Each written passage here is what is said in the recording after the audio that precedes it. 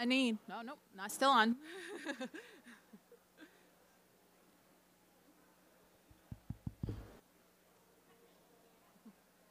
it's off.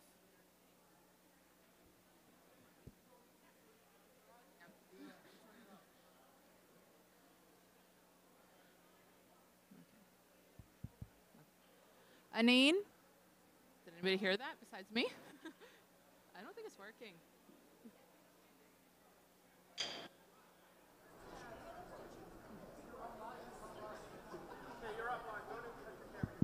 Yeah, I don't think it's working.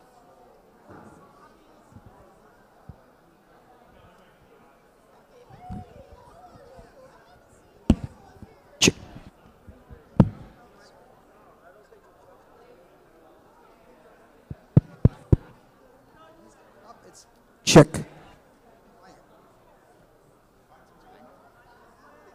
They both work? Oh, okay. Ani kwekwe gina indigenous cause wabjeshi minwa mashikin dodem kichizibi donjaba Anishinaabe Kwendao. So my name is Gina. I am the manager of the Aboriginal Resource Center, and I am Algonquin from Ardoch Algonquin First Nation. And my clan is Martin clan on my father's side and Turtle clan on my mother's side. And so that's how I introduced myself to start with. And I'm really happy to be here. I'm really happy that there's so many people in the audience because this is something that we all need to come out for. So for me as an Indigenous woman, the idea of violence against women is something that's real. It's something that has been experienced in my life, but it became really real when I had my own child. So I have a daughter, and the idea of violence being committed against anybody is awful. But when it's your own child, that idea that this little person that you're supposed to protect could experience violence.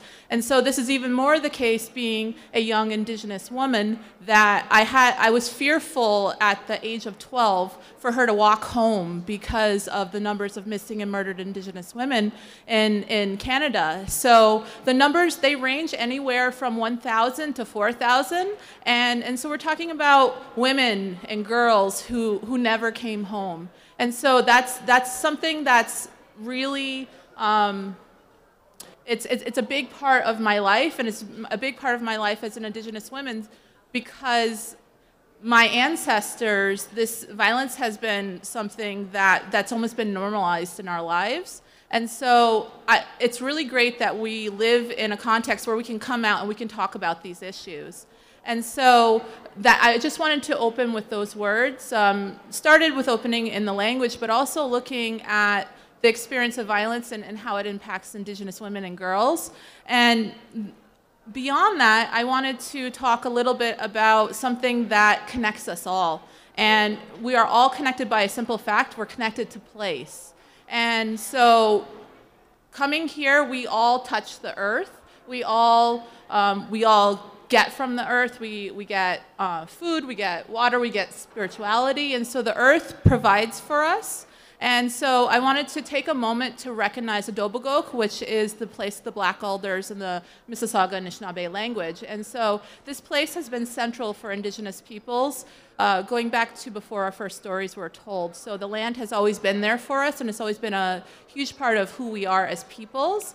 And so I just wanted to take a moment to really recognize the significance of land and the significance of this place, Adobagok. And so I just want you to leave with that one idea in mind.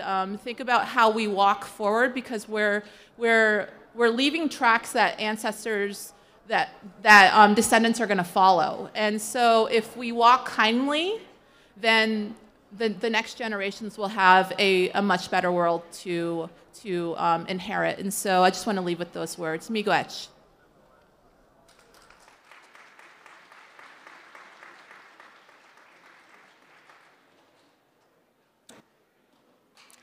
Hello, everyone. Thank you, Regina Hartwick, manager in the Aboriginal Resource Center, for your words and sharings this morning. I would like to share that the Aboriginal Resource Center will be hosting a reception in the art gallery this afternoon, highlighting the exhibit Diba Jimowenon, Our Stories is Happening, in the LRC Concourse 3 to 5 p.m. today. This exhibit features visual art, dance, photography, beadwork, mixed media, and exhibit feature and installations by emerging Indigenous artists and will run until January 19th, 2019. I encourage everyone to attend. To everyone joining us in person and online, thank you for coming together in community to recognize the National Day of Remembrance and Action on Violence Against Women. Thank you for your commitment to ending gender-based violence. To any of you who wish to contribute to the dialogue of the importance of this day or wish to share moments of this event, we ask that you use the hashtag Humber Remembers. So moving in our program, are we excited? Are we excited? As we demonstrate our commitment to ending gender-based violence, I want to feel that energy. So moving in our program, Humber College is pleased to introduce the first presentation by the Raging Asian Women Taiko Drummers. The Raging Asian Women Taiko Drummers is an arts collective of Asian and Asian Canadian women in Toronto. They are a Japanese taiko drumming group that exists as a critical response and challenge to both systemic and internalized oppressions. Through performance, education, and community outreach, they seek to challenge, redefine, and represent themselves and to inspire others. Through collective membership, artistic creation, and active development, they have carved space for self-expression, authentic engagement, community, and healing. Please join me in welcoming them.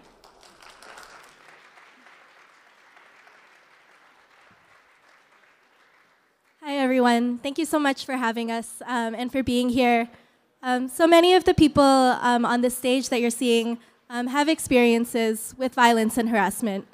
So today we're here brought together not only by our love of drumming and by being Asian, but by a desire to transform this world where violence is the expectation and not the exception.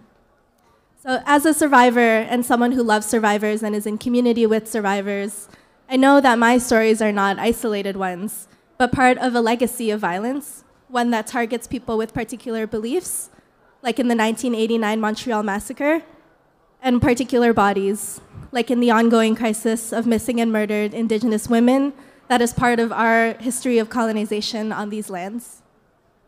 To me, remembrance means refusing to be silent, not only about the pain that we have faced, but also about the pain that we've caused and the violence that we continue to be complicit in. We can't erase the painful things in our past, but remembering violence is a way of not letting our personal stories be defined by it and not letting it define the future. So I've been an apprentice with RAW for a little bit over a year, and I've learned that the songs that I struggle the most to perform are the ones where the feeling we're trying to convey is joy. I'm always like, I came to this group to feel powerful and to reclaim my rage, not to have fun. But I think that sometimes when we're trying to do the very necessary work of validating our experiences of violence and trauma or trying to prove that they exist in the first place, it's hard to find space to express anything else. But we are entitled to joy, and we're entitled to more than the hard things that happen to us. And believing that we're entitled to joy is a refusal to be defined by our pain. So our first song is called Isami Goma, which means galloping horses. And we invite you to make space for rage or joy or power or whatever else you feel as we play. Thank you.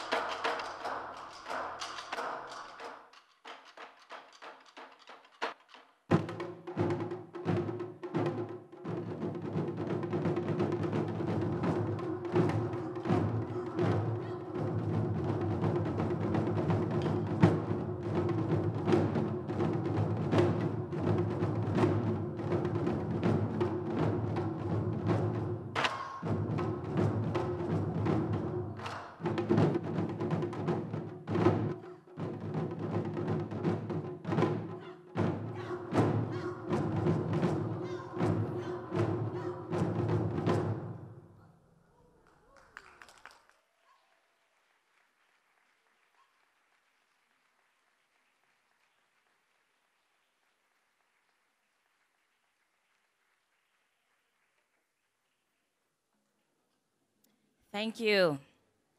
I would now like to invite Lori DeDutch, Vice President, HR Services and Organizational Effectiveness, to deliver welcoming remarks.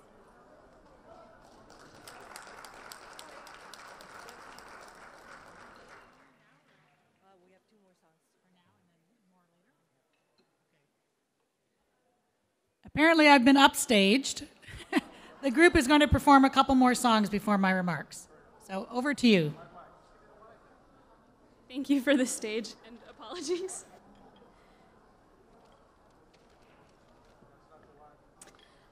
Jody, before our first song, spoke to us about refusing to be defined by our pain, believing that we are entitled to more. When I think about what this means for me, I remember when I joined RAW as an apprentice a year ago and was taught to do something that we call kiai. Kiaiing is a vocal expression coming from the Japanese tradition of martial arts. It's a yell or a shout. And you'll see that we do this throughout our performance. Kiai is a way in which we intentionally generate, gather, and express our collective energy. At first, this act of kiaiing made me super nervous and uncomfortable. The idea of screaming on stage almost kept me from auditioning. Never in my life had I been encouraged to raise my voice, and never had I been taught that screaming could be anything but a sign of fear or hate.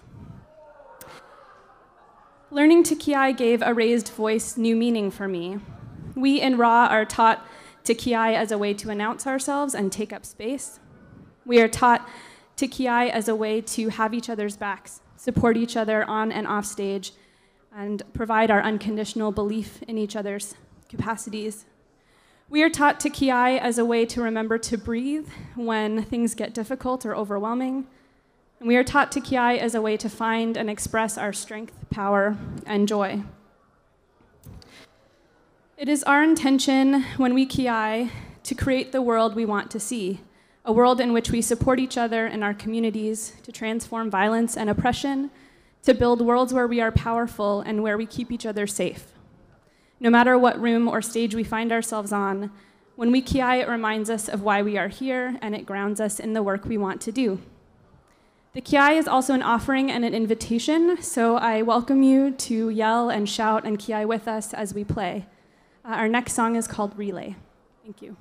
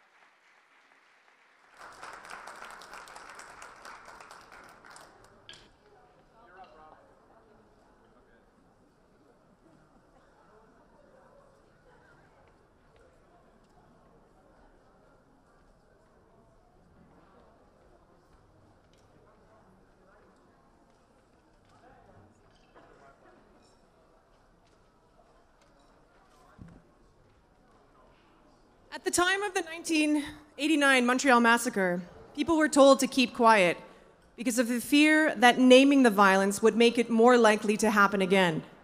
What is ironic is that the goal of the person who committed this atrocity was explicitly to silence women who were working towards building a different kind of world. What is also scary is that nearly 30 years later, these same types of women, feminists at education institutions like École Polytechnique or even Humber College, are still facing these same types of threats of violence despite the wake of the Me Too movement. As we remember those deaths, we have to name the roots of that violence. Naming it makes it visible and allows us to confront it head on, so we can transform the roots of those violences into something that allows us to redefine our own narratives.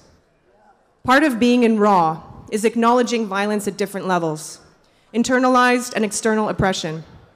Being in RAW is about creating a world in which we want to see change, inclusion, equity, not only for ourselves, but other marginalized groups. Being in RAW means a refusal to be silent, instead to strive for hope, allowing ourselves to feel the impacts of violence and oppression, and then to reclaim our strength and power and to take up space. RAW is the women here today standing before you, but it's also more than just the people in this group, because as time moves, people move on too. What has remained the same about RAW is its existence. It exists because of the necessity to speak the truths of East Asian and Southeast Asian Canadian women. It exists to build community and to make music. And it exists so we can voice our pain, and as we strive to triumph with joy against violence and oppression. This is Yamabiko.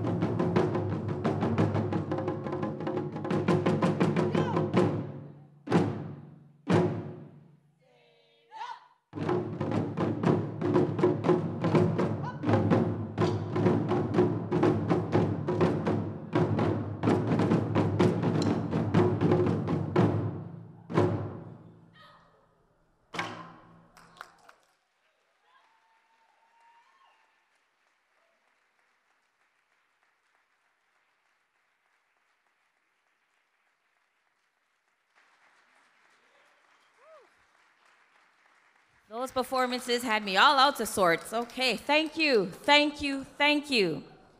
Now, I would like to invite Lori DeDutch, Vice President of Human Resources and Organizational Effectiveness, to deliver welcoming remarks.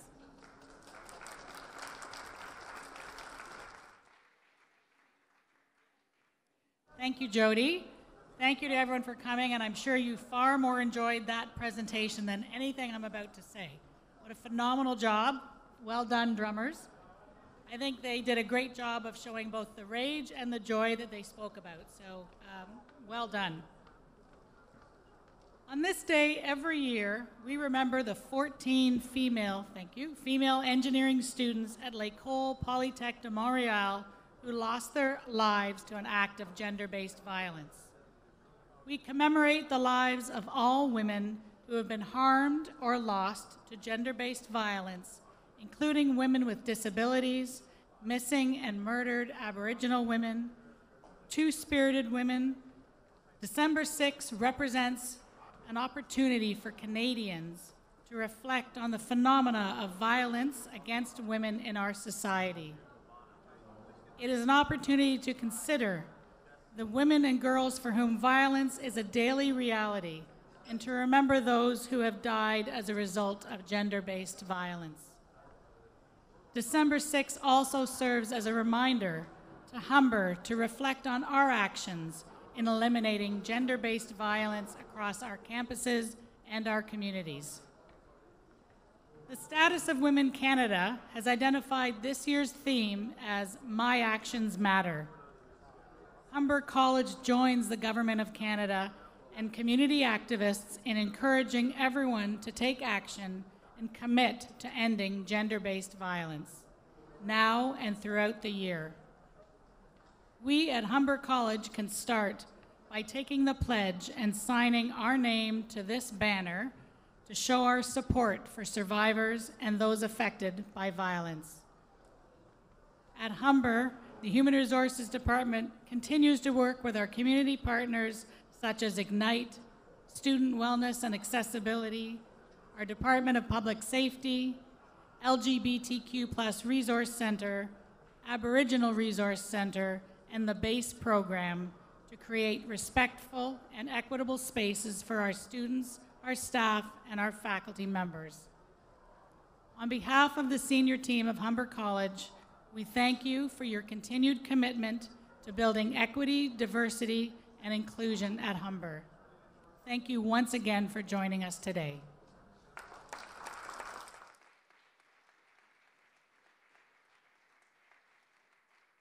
Thank you, Lori. I would now like to introduce our second performer, Paulina O'Keefe. Paulina is a community worker, program facilitator, and youth activist, in addition to being a highly regarded spoken word artist. She has been working and performing across Toronto for the last 10 years.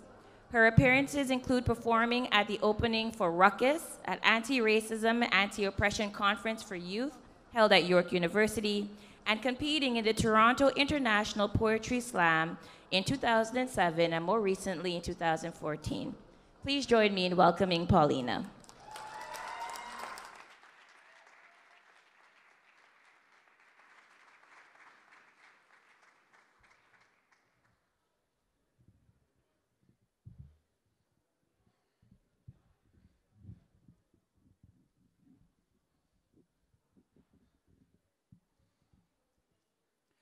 Good afternoon, everybody. Good afternoon. It's a manas. Okay. All right, welcome.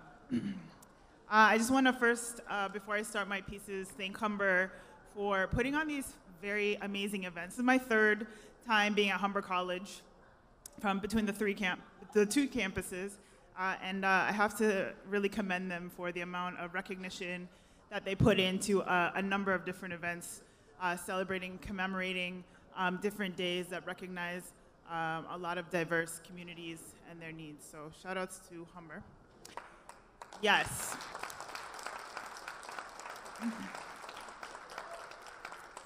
So I'm going to do two pieces, and I'll just let you know. The first one is I'll give you a trigger warning because it can be a little bit graphic and affected for those of us who've experienced gender-based violence, and the second one's a little bit more triumphant. So bring you back up. I was always taught that hands are meant for holding, hugging. Hands are for high fives, handshakes, and healing caresses. Hands hold tight through the storms, handling with care. His hands, though, his hands were for hurting, for causing heartbreaks and hemorrhages from head tops. His hands were for cursed caresses, for crushing hopes and dreams and vocal cords. His hands coaxed silent screams to come forward. His hands were for doling out demands, damned if you dared to deny him. His hands were for causing damage. So much that sometimes only fragments of her dangled from dangerous fingertips so sharp you could mistake them for daggers. His hands pierced hard and punched harder. His hands were for wrapping tightly around arms and waists, around throats. His hands became cages, clenched tight, until the caged bird sang, until the caged bird screamed, until the caged bird went silent. His hands were for blackouts, black and blue. His hands were for bruises to her face when his bruised ego brooded and fell into bruise, slipped into dark pools of liquor or dark portals of rage, till his hands weren't even in his control. His hands were for when he was triggered. His hands were for triggers. His hands were for targets, for 1 shot, 2 shots, 14 shots to 14 souls, stop 14 hearts from beating, from being too vibrant for his head to handle. He clutches blackened heart with hands, while her hands lay motionless, palms opened to the heavens where his hands can no longer reach her. Hands grasping at our hearts to remember every December 6th, why his hands should be kept to himself. And I am reminded that his hands are no match for mine, though. Clenched fingers into palms, I raise my hand to the sky in remembrance. Hands holding candles, holds light, holds hope. His hands can never extinguish. His hands may be strong, but my hand, in your neighbor's hand, is real power. So the next time you see his hands hurting, hold your hands up together in unison and remind him that hands are meant for holding and hugging, high fives, handshakes, and our hands will hold tight through the storm until his hands, every one of his hands, learns to handle us with care. Thank you.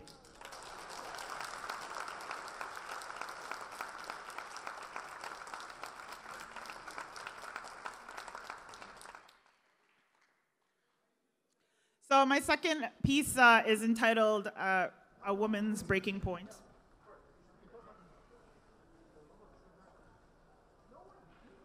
It must hurt you to know that no matter what you do to us, you will never destroy us.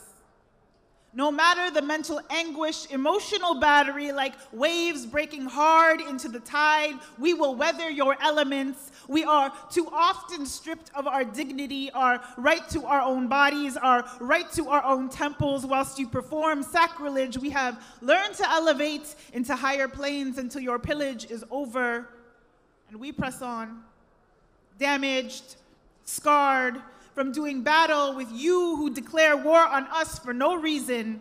We are David, daily facing Goliath, but you are all your strength could never flicker out our flame. We burn bright, and we come back in droves, sometimes with cops, sometimes with legal teams, sometimes with weapons of our own devices when your systems of justice fail us, as they often do. Our survival is prophesized. We are the trees that bear fruit that sometimes go bad, but we readily lose the branch because the foundation is forever rooted in love. We are supernatural, raped, ravaged, wreaked havoc on, and funny how we still stand tall, still come out to play hard, play ball, fist balled up. We ball out war cries for our sisters who we lose daily to your murders, to your rapes, to your savagery, to your egos. Your egos, my God, your egos are why we mourn, are disappeared, are dismembered. You forget easily, but we remember often with vivid emotion. We replay our varied violent images over and over, reminds us that you are not to be trusted, that you are not the protectors the fairy tales predicted. We were silly to ever believe that knights in shining armor would sweep us off our feet to live happily ever after, knowing full well that armored men have violent tendencies, with roads paved with good intentions and our bodies the collateral damage. This poem is not in memory of any victim, but rather commemorates the warriors who fought hard, harder than they ever should have had to just for being a woman, for being seen as some man's property, or right to her vessel. This is a reminder, no, a guarantee, that one day you will lose the war and we will be triumphant, and we will no longer have to avoid walking home alone at night or holding keys slipped between our fingers or wearing whatever we want without asking for it or saying no or speaking up or speaking out or breathing or simply existing without the fear that at any given moment we may have to go into battle because our very sex poses threat to your perceived power. And I can only imagine how much it must hurt you to know no matter what you do, you will never destroy us. So bring forth your violence as we know you will. Do your worst. But know our bloodshed will water the seeds of another generation of women warriors, and they will be smarter, less trusting. They will not put up with your violence. They will not stay battered and bruised and silenced. They will run and they will fight and they will remember with vivid emotion the varied violent images we pass down through our generational trauma, and they will push back one day so hard that you will know what it is to feel the full strength of a woman at her breaking point. Thank you so much.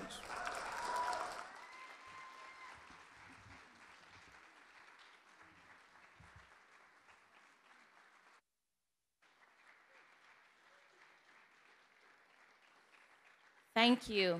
Thank you for those powerful words. I'd now like to invite Monica Kozla, President of Ignite, to share some remarks.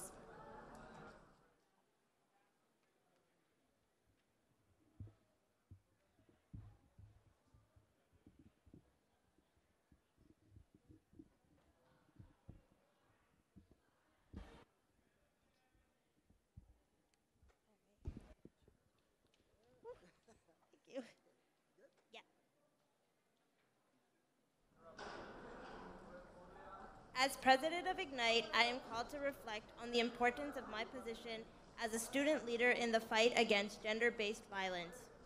As students, as a collective, our voices in unison can and will reverberate across the college walls, demanding action and championing change. But it begins with us finding our voices as individuals.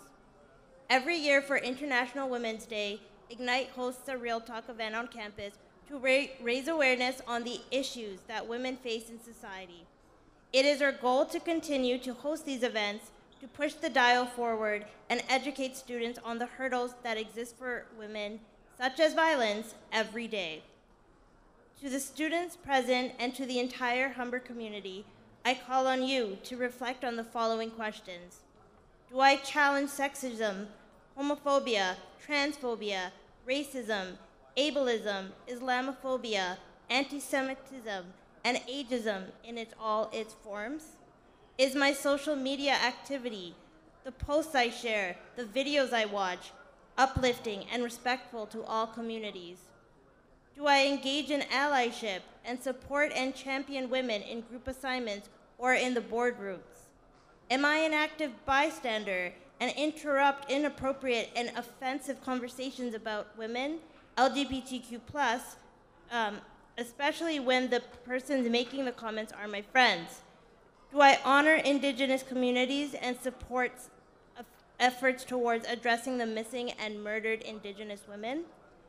Later on in this program, we will be asked to sign our names on this banner to demonstrate our commitment to ending gender-based violence. Let's ensure that this signature means something. Let us ensure that it translates into action.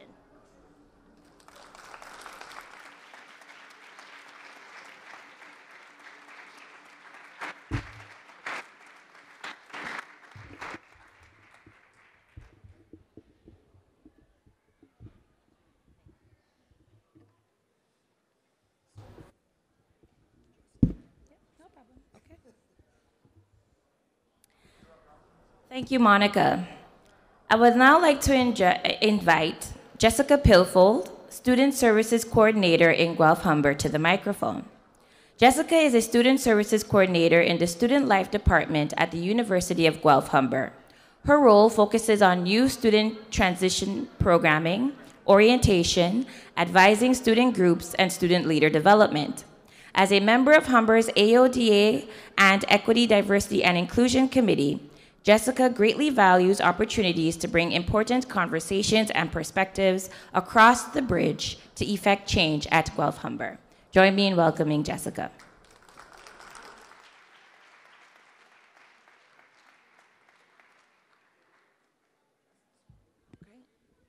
Thank you. Oh, is that good? Yeah. Thank you so much. I am very honored to be speaking here today. And just wanted to give another shout out to the drummers and the spoken word poet. My blood's like so excited. My heart's ramming in my chest just watching those. Why are we here today? So December 6th, 1989, we remember this day. Canada remembers this day as the day that 14 female engineering students at L'École Polytechnique de Montréal were killed in an act of gender-based violence. The day now represents a time to reflect on the phenomenon of violence against women in our society. It is also a day for communities and individuals to speak out against all forms of violence against women and its impact on survivors and their families and friends. But what is gender-based violence? The Status of Women Canada defines gender-based violence as violence involving the use and abuse of power and control over another person. It is perpetrated against someone based on their gender identity, gender expression, or perceived gender. Violence against women and girls is only one form of gender-based violence. It has a disproportionate impact on lesbian, gay, bisexual, transgender, queer, questioning, intersex, and two-spirit communities and gender nonconforming people. Some populations are more likely to experience violence and may face unique barriers and challenges that put them at particular risk. For example, Indigenous women are more than 3 times as likely to report being victims of spousal violence. Women living with physical and cognitive impairments experience violence 2 to 3 times more often than women living without impairments. And people self-identifying as part of the LGBTQ+ community are 3 times more likely than heterosexuals to be victims of violence. Finally, particularly relevant on our post-secondary campuses, young women aged 15 to 34 years are at highest risk of experiencing violence. So what are we on our campus doing to promote awareness and to act against these acts of violence? Humber College and the University of Guelph Humber are committed to ending all forms of gender-based violence. Through Humber's human rights policy, sexual assault and sexual violence policy, and gender diversity policy, we continue to respond to calls for action in ensuring the college community is proactive and vigilant in creating respectful, healthy, and safer communities. This is a screenshot of the reporting procedure flowchart for sexual assault and sexual violence reporting on campus. Helping to create a caring, supportive community is everyone's responsibility. Gender-based violence affects all of us, and the attitudes and behaviors that enable and excuse gender-based and sexual violence hurt everyone. You can make your personal pledge to help end sexual violence on campus by taking the We Don't Stand By pledge. It's available on the Sexual Assault and Sexual Violence Awareness website. And finally, new this year is the Consent Peer Education Program. So CPEP is a student-led program that aims to inform and educate students on consent and sexual violence prevention on campus through peer-to-peer interactions. The Consent Peer Education Program provides consent education, bystander intervention skills, educational events, and training. So I encourage you after this presentation to stop by at their table in the back corner and learn from our students that are passionate about this action. I now call on all of us to take a moment in silence to reflect and remember the lives that we have lost to gender-based violence.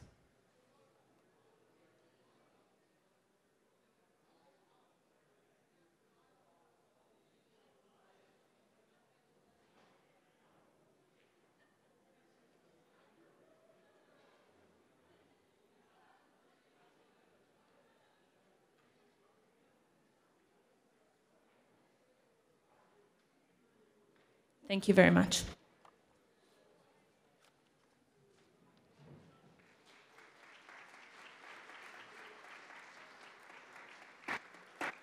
Thank you, Jessica. At this time, we have another exciting presentation by the Raging Asian Women Taiko drummers. Join me in welcoming them once again.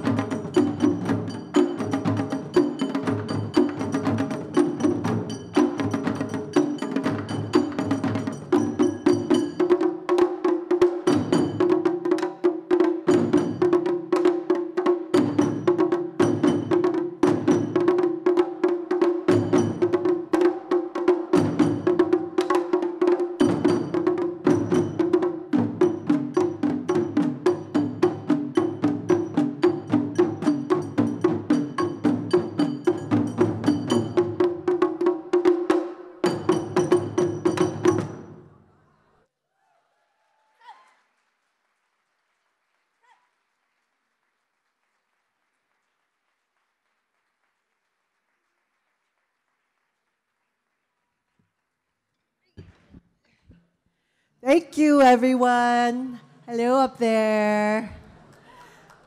We have one more song to play for you before we are done. We're Raging Asian Women Taiko drummers.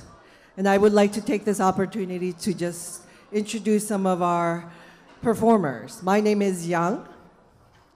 This is Elvie, Amy, Mila, Taya, Stephanie, and Jody.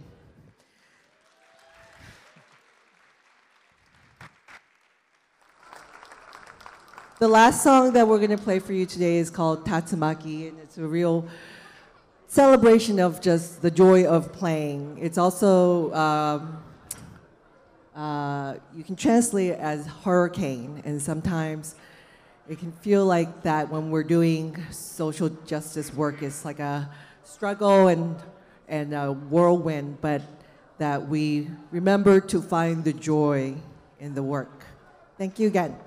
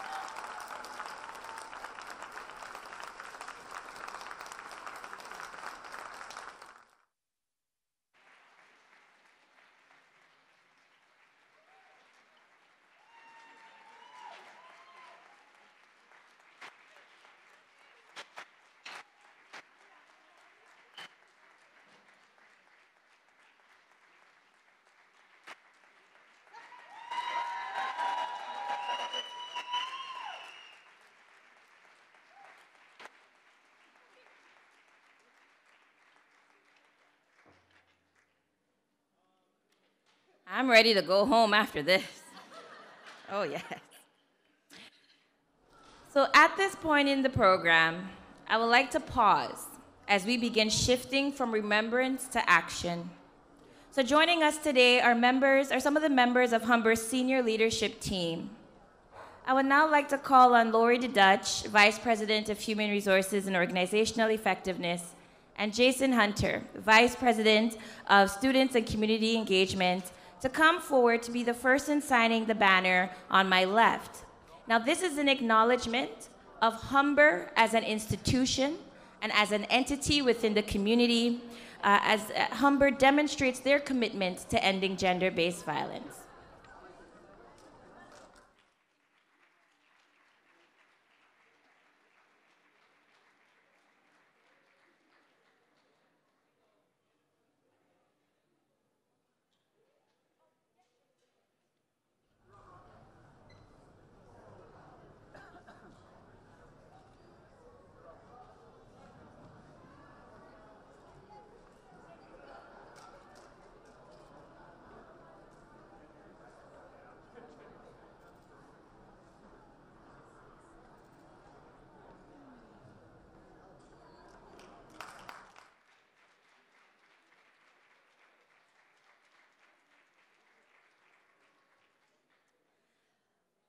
Later on in the program, we will be asking everyone here as a community and as a family to come together and join in signing the banner in demonstration and symbolism of our commitment to ending gender-based violence. But not only can we sign the banner here, at various stations across the tables in our information market, you will be seeing some signs that say sign here, so you can also place your names there and engage with our community stakeholders in the display of the resources that they have available.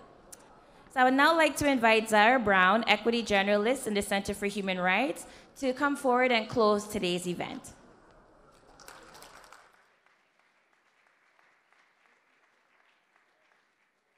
Thank you, Jody.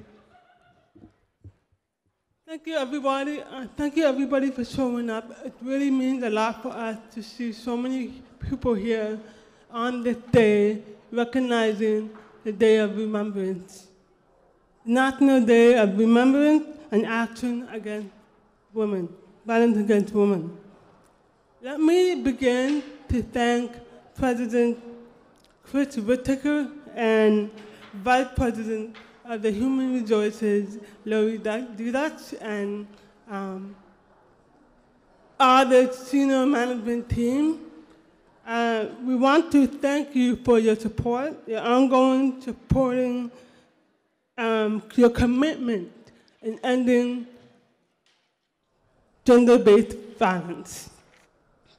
A special thanks to the performers, Paulina Keefe and the Asian women Taiko drummers for the powerful, inspiring performance. We love it. Thank you so much.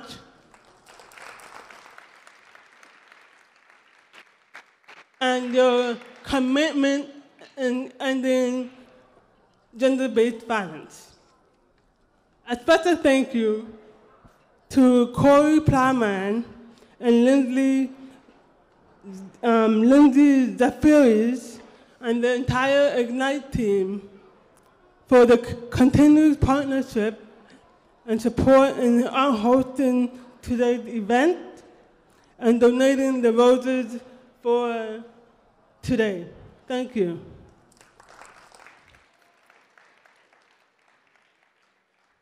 And to everyone who participated in today's event, Regina Hartweg, Monica Costa, Jessica Pafford, thank you for your time, your words, and that you shared with us today.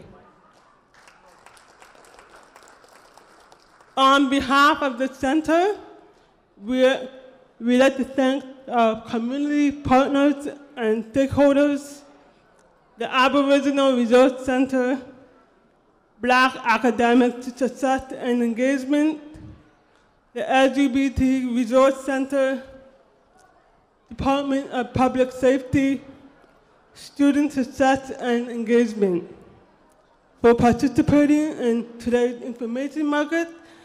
And I am encouraging everybody to take a look at their resources on their table. Before you leave, also we have to thank facilities and IT team for providing the setup and for allowing this event to be live streamed across Humber campuses. Before you leave this space, I would like to invite everyone to join the community as family to demonstrate your commitment in ending gender-based violence by signing the banner. And thank you so much, and I really, really appreciate everybody being here today. Thanks.